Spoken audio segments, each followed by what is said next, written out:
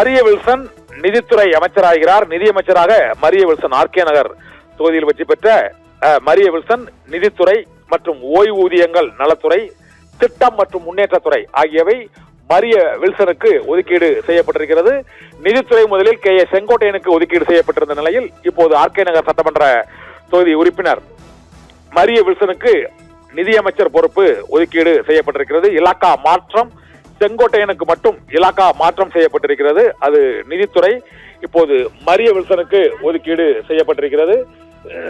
செங்கோட்டையன் வருவாய்த்துறை அமைச்சராகிறார். அவருக்கு வருவாய்த்துறை மற்றும் பேரிடர் மேலாண் துறை ஆகியவை செங்கோட்டையனுக்கு ஒதுக்கீடு செய்யப்படும் என அறிவிக்கப்பட்டிருக்கிறது.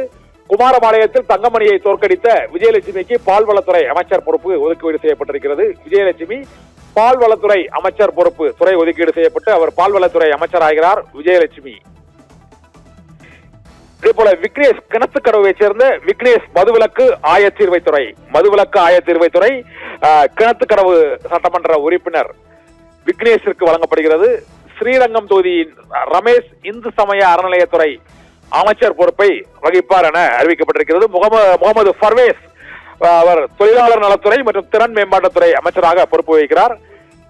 கிள்ளியூர் தொகுதி சட்டமன்ற உறுப்பினர் ராஜேஷ்குமார், காங்கிரஸ் கட்சியைச் சேர்ந்த ராஜேஷ்குமார் சுற்றுலாத்துறை அமைச்சராக அவருக்கு துறைகள் ஒதுக்கீடு செய்யப்பட்டிருக்கிறது. சுற்றுலாத்துறை அமைச்சராகிறார் ராஜேஷ்குமார். போக்குவரத்து துறை அமைச்சராகிறார். சேலம் தெற்கு தொகுதியைச் சேர்ந்த விஜய் தமிழன் பார்த்திபன் அவர் போக்குவரத்து துறை அமைச்சராக பொறுப்பு வகிக்க இருக்கிறார். அவருக்கு போக்குவரத்து துறை ஒதுக்கீடு செய்யப்பட்டிருக்கிறது.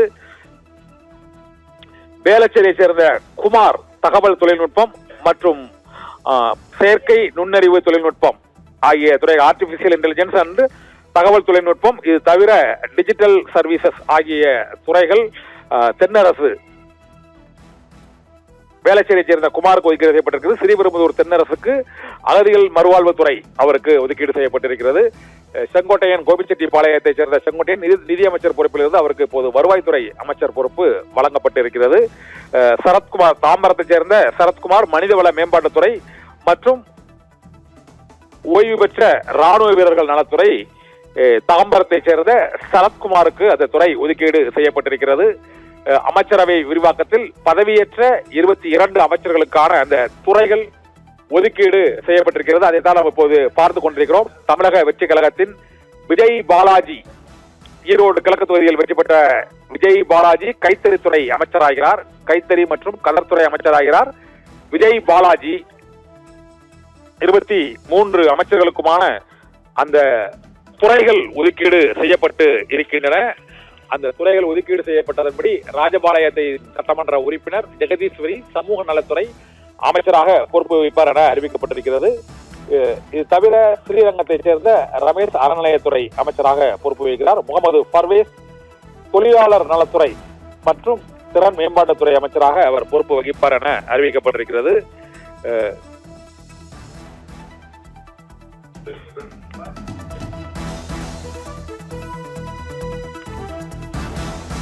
விஜயலட்சுமி குமாரபாளையம் தொகுதி சட்டமன்ற உறுப்பினர் விஜயலட்சுமி பால்வளத்துறை அமைச்சராக பொறுப்பு வகிப்பார். கடலூர் திருவாரூரை மாவட்டத்தின் ராஜீவ் சுற்றுச்சூழல் துறை அமைச்சராக பொறுப்பு வகிப்பார் என அறிவிக்கப்பட்டிருக்கிறது. வினோத்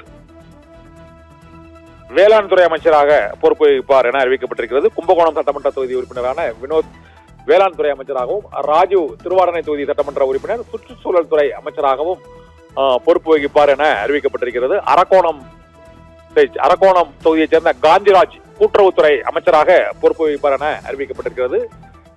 அரக்கோணம் தொகுதியைச் சேர்ந்த காந்திராஜ் கூட்டுறவுத்துறை அமைச்சர். மதன் ராஜா ஓட்டப்படாரம் சிறு குறு நடுத்தர தொழில்துறை அமைச்சராக அவர் பொறுப்பு வகிப்பார் என அறிவிக்கப்பட்டிருக்கிறது. அமைச்சர் செங்கோட்டையன் இலாகா மாற்றப்பட்டு வருவாய்த்துறை அமைச்சராகிறார் செங்கோட்டையன். மரிய வில்சன் நிதியமைச்சராகிறார். தமிழகத்தின் புதிய நிதியமைச்சராக ஆர்கே நகர் தொகுதி சட்டமன்ற உறுப்பினர் மரிய வில்சன் நிதியமைச்சராகிறார். அமைச்சர் செங்கோட்டையன் கோபிச்செட்டி பாளையம் தொகுதி சட்டமன்ற உறுப்பினர் செங்கோட்டையன்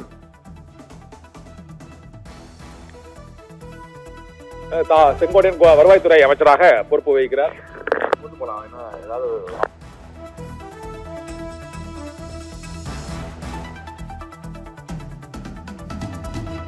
தூத்துக்குடி மாவட்டம் ஓட்டப்பிடாரம் தொகுதி சட்டமன்ற உறுப்பினர் மதன் ராஜா சிறு குறு நடுத்தர தொழில்துறை அமைச்சராக அவர் பொறுப்பு வகிப்பார் என அறிவிக்கப்பட்டுள்ளது.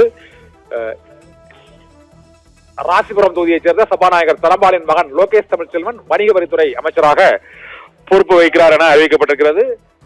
லோகேஷ் தமிழ்ச்செல்வன் ராசிபுரம் தொகுதி வணிக வரித்துறை அமைச்சராக பொறுப்பு வகிப்பார் என அறிவிக்கப்பட்டிருக்கிறது.